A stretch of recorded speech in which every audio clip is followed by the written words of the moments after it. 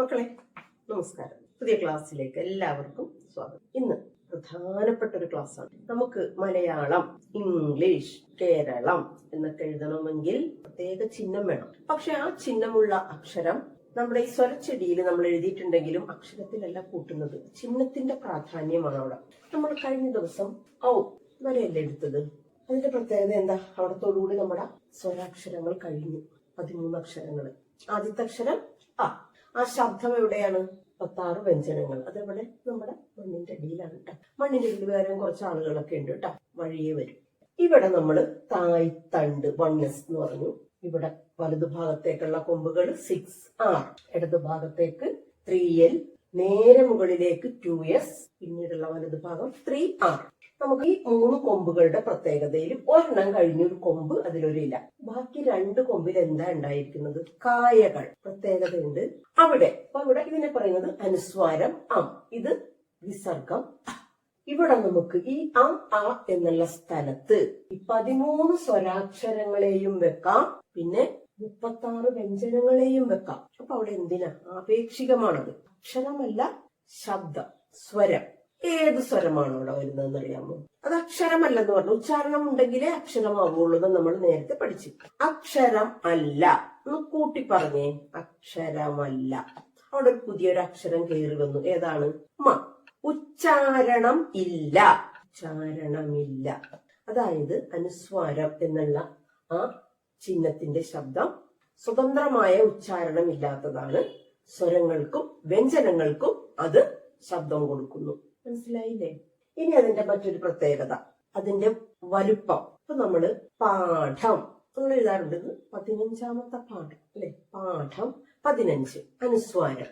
ഇവിടെ ആ പാഠം എന്ന് എഴുതുമ്പോഴുള്ള ട ഠ, രണ്ടാമത്തെ ഠ, അതിന്റെ പകുതി വലുപ്പം. അത് 2 വരയിൽ നിറഞ്ഞു നിൽക്കുന്ന ഠ പകുതി വലുപ്പം മതി അനുസ്വാരം എന്നുള്ള ചിഹ്നത്തിന്. അതാണ് നമ്മൾ പ്രത്യേകം ശ്രദ്ധിക്കേണ്ടത്. ആ ഷേപ്പ് നമ്മൾ പല സ്ഥലത്ത് ഉപയോഗിക്കുന്നുണ്ട് അല്ലെ? ഇപ്പൊ നമ്മൾ ഗോഡ്, ഫുഡ് എന്നൊക്കെ എഴുതുമ്പോൾ എഴുതുന്ന സ്പെല്ലിംഗ് 2. അതെന്താ? Letter O. നമ്മൾ ജിയോമെട്രിയിൽ സർക്കിൾ, സ്ക്വയർ, ട്രയാങ്കിൾ, റെക്ടാങ്കിൾ ഉപയോഗിക്കുന്നുണ്ട്. അവിടെ എന്താണത്? സർക്കിൾ ആണ്. ഇനി എന്തെന്നാണ്? നമ്മള് 100 അല്ലെ, 100 എഴുതുമ്പോ 1 0 0 അല്ലെങ്കിൽ 0. അവിടെ എന്താണത്? 0. അപ്പൊ അക്ഷരങ്ങളെല്ലാം ചിത്രലിപികളാണെന്ന് നമ്മൾ പഠിച്ചു കഴിഞ്ഞു. ഇവിടെ അത് അനുസ്വാരം. പ്രത്യേകം ശ്രദ്ധിക്കുക. അതിന്റെ വലിപ്പം ഒരു കാരണവശാലും 2 വരയുടെ പകുതിയിൽ കൂടുതൽ ഇടരുത്. അനവധി വാക്കുകളാണ്. കാരണം സ്വരത്തിനും വ്യഞ്ജനത്തിനും ആ ചിഹ്നം നമ്മൾ ഉപയോഗിക്കുന്ന പറയുമ്പോൾ അത് ചിഹ്നങ്ങളുടെ ഒരു രാജാവായിട്ട് വേണമെങ്കിൽ നമുക്ക് കൂട്ടാം അല്ലെ? നമ്മൾ ഇതുവരെ എങ്ങനെ എഴുതിയത്?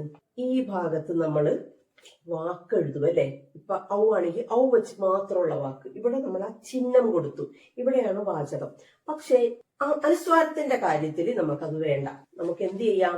നേരിട്ട് ഇവിടെ ചിഹ്നങ്ങൾ ഉപയോഗിക്കാം. സ്വരങ്ങൾക്കും വ്യഞ്ജനങ്ങൾക്കും കൊടുത്ത് ഉപയോഗിക്കാം. മനസ്സിലായില്ലേ? ഇവിടെ നമുക്ക് വാചകം എടുക്കാം. അപ്പൊ ഏത് ശബ്ദമാണ് അനുസ്വാരത്തിന് വരുന്നത്? മകാരം. ആദ്യം ആ വെച്ച് തന്നെ തുടങ്ങാം നമുക്കല്ലേ? ഒരു പ്രധാനപ്പെട്ട നമ്മൾ അംഗം. നമ്മൾ ഭൂമിയിലൊരു അംഗമാണ്, വീട്ടിലൊരു അംഗമാണ്, സ്കൂളിലൊരു അംഗമാണ് എന്ന് പറയും. അതെങ്ങനെ എഴുതണത്? അംഗം ഇങ്ങനെ എഴുതും അല്ലെ? പക്ഷെ നമ്മളത് പറയുമ്പോ അംഗം, അങ്ങനെ അംഗം എന്ന് പറയരുത്. അംഗം. അപ്പൊ ആദ്യത്തെ ആയോട് ചേർന്നത് ഇവിടെ സൈലന്റ് ആയിട്ട് പോകും. എങ്കിലും അവിടെ ചിഹ്നം വേണം. അതില്ല. ചിഹ്നം ഇല്ലാണ്ടാണെങ്കിൽ അകം. ശരിയാകോ? ഇല്ല. അംജ, അംബിക, ഇതൊക്കെ നമുക്ക് അവിടെ ഉപയോഗിക്കാം. അടുത്തത് നമ്മള് ആം. നമ്മൾ ആംബുലൻസ് കേട്ടിട്ടില്ലേ? ആത്മി എന്നൊക്കെ പറഞ്ഞു. ഇവിടെ നമുക്ക് ഒരു ചന്ദ്രകല എന്നുള്ളൊരു ചിഹ്നം വരുന്നത് കൊണ്ട് നമ്മൾ എഴുതണ്ട. കാരണം എന്താ വെച്ചാൽ നമ്മളിപ്പോ ഒരു ചിഹ്നവും മറ്റൊരു ചിഹ്നവും നമ്മൾ ഉപയോഗിക്കുന്നില്ല. നമ്മൾ എന്ത് ഉപയോഗിക്കും? നമ്മൾ ചില്ലക്ഷരം ഉപയോഗിക്കും. അപ്പൊ ഇത്രയും നാള് നമ്മൾ ഒരു ഭയങ്കര ഒരു കെട്ടിലായിരുന്നു അല്ലെ? ഇതാണ് അനുസ്വാരം വേണ്ട, അനുസ്വാരം വേണ്ട, വിസർഗം വേണ്ട എന്ന്. ഇപ്പൊ നമ്മുടെ ആ കെട്ടങ്ങട അഴിഞ്ഞു. അനുസ്വാരം എന്നുള്ളത് നമ്മളിപ്പോ ചേർത്തു. അനന്ത സാധ്യതയാണ് മലയാളത്തിന്. അനന്ത സാധ്യത എന്ന് പറഞ്ഞാല് ആ ഒരു ചിഹ്നം ഇല്ലെങ്കിൽ മലയാളം എന്നുള്ളത് ഇല്ല.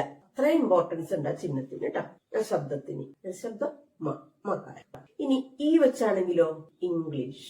അവിടെ ഈ കഴിഞ്ഞ് നമ്മൾ അനുസ്വാരം ഇടും. പറയുമ്പോ ഇംഗ്ലീഷ് എന്ന് പറയുമെങ്കിലും ഇംഗ്ലീഷ് എന്ന് നമ്മൾ എഴുതുന്നത് അവിടെ വേണ്ട. അവിടെ ഒരു കൂട്ടക്ഷരമുണ്ട്. ഇംഗ്ല അത് വേണ്ട, തൽക്കാലം വേണ്ട.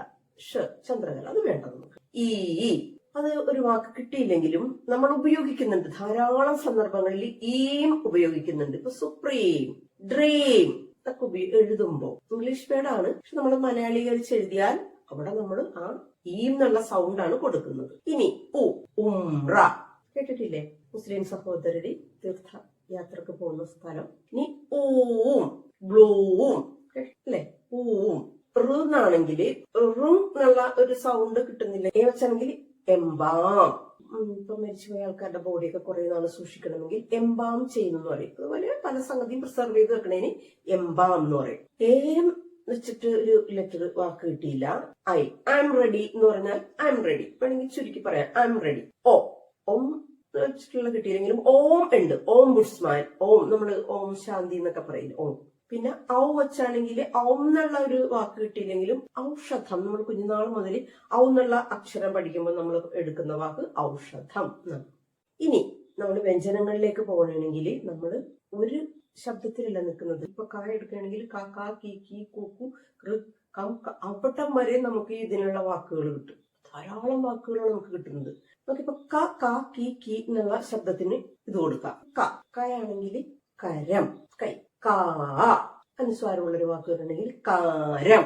കീ ആണെങ്കിലോ? കീ ആണെങ്കിൽ കിരണം, കീ കീടം, കുളം, കൂടാരം, കൃപാസനം. കെ വെച്ചിട്ടേ കെട്ടിടം, കെങ്കേമം എന്നൊക്കെ ഉണ്ടെങ്കിൽ നമുക്കൊരു കൂട്ടക്ഷരം വരുന്നുണ്ട്. നിങ്ങൾക്ക് കിട്ടണമെങ്കിൽ കമന്റ് ചെയ്ത് പറയണം കേട്ടോ. അറിയാല? കേരളം. കൈലാസം. കൊടിമരം, കോലം, കോശം, കോപം, കൗശലം, ഇപ്പൊ നമ്മൾ ആ ശബ്ദം വന്ന് കായുടെ തന്നെ അല്ലെ? കംസൻ. കായോടുകൂടി കംസൻ. നമ്മുടെ മലയാളത്തിൽ ഒരു പ്രയോഗമുണ്ട്. ഞാനും നീയും, തെറ്റും ശരിയും, കറുപ്പും വെളുപ്പും പറഞ്ഞൊരു പ്രയോഗമുണ്ട്. അവിടെയും നമ്മുടെ അനുസ്വാരം എന്നുള്ളതിനോടുകൂടി ചേർന്നാണ് വരുന്നത്. അത് നമുക്ക് പിന്നീട് എടുക്കാം. ചെറിയൊരു കവിത. ടീച്ചർ കവിത പറയുമ്പോ അങ്ങോട്ട് കവിതയാകൂല, വായന പോലെ വരുള്ളൂ. വായന പോലെ നിങ്ങളത് കവിതയാക്കി മാറ്റണം. വേണ്ട രീതി, ഈണം, താളമൊക്കെ കൊടുത്ത് നിങ്ങൾ പാടണം. ടീച്ചർ എന്നാ വായിക്കട്ടെ. മാതൃഭൂമിയാമൻ കേരളമതിൻ. നമ്മുടെ മാതൃഭൂമി ഏതാ? കേരളം. മാതൃഭൂമിയാമൻ കേരളമതിൻ, മാതൃഭാഷയാം മലയാളം. കരുതേണമതിനെ ദൈവീകമായി, പൊരുതേണം നാം വിതറാനായതിൻ സൗരഭം ലോകം മുഴുവനായി. ഈ ലോകം മുഴുവൻ നമ്മൾ മലയാളത്തിന്റെ സൗരഭം വിതരണം. നമ്മുടെ മാതൃഭൂമിയായ, നമ്മുടെ മാതൃഭാഷയായ മലയാളത്തെ ലോകത്തിന്റെ നെറുകയിലെത്തിക്കേണ്ടത് നമ്മളാണ്. അതിനെ വളർത്തുക. ഒരു കാരണവശാലും അതിനെ ഉപേക്ഷിക്കരുത്. ഇപ്പൊ മലയാളികൾ തന്നെ നമ്മുടെ നാട് വിട്ടു പോണ അവസ്ഥയിൽ കുട്ടികൾക്ക് മലയാളമില്ല. അത് കുറെ ആൾക്കാരെ യേശില്ല, മലയാളി എന്നുള്ളൊരു പേര് മാത്രം. എങ്കിലും നമ്മുടെ മാതൃഭാഷയല്ലേ. ഒന്നും കൂടി പാടട്ടെ. മാതൃഭൂമിയാമൻ കേരളം, മതിൻ മാതൃഭാഷയാം മലയാളം. കരുതേണമതിനെ ദൈവീകമായി, പൊരുതേണം നാം വിതറാനായതിൻ സൗരഭം ലോകം മുഴുവനിലും. ലോകം മുഴുവനുമായി എന്നാണ് ഞാൻ എഴുതിയത് കേട്ടാ. നിങ്ങൾ നിങ്ങളുടെ രീതിക്കൊക്കെ നിങ്ങൾ കൊടുത്തോ, ഞാനൊന്ന് വെറുതെ പാടിയതാ. ഇനി ഒരു ക്ലാസ്സും കൂടി അനുസ്വാരത്തിന് എടുക്കണം, കാരണം കുറെ കാര്യങ്ങൾ അനുസ്വാരത്തെ കുറിച്ച് പറയാനുണ്ട്. ഇന്നത്തെ ക്ലാസ് ഇവിടെ കഴിഞ്ഞ് അടുത്ത ദിവസം അനുസ്വാരവും വിസർഗവും കൂടി നമുക്ക് ചേർത്ത് പഠിക്കാം. എല്ലാവരും നന്നായിട്ട് പരീക്ഷയ്ക്ക് എഴുതുക. ഓണം അടിച്ചു പൊളിക്കുക. എല്ലാവർക്കും ഹാപ്പി ഓണം.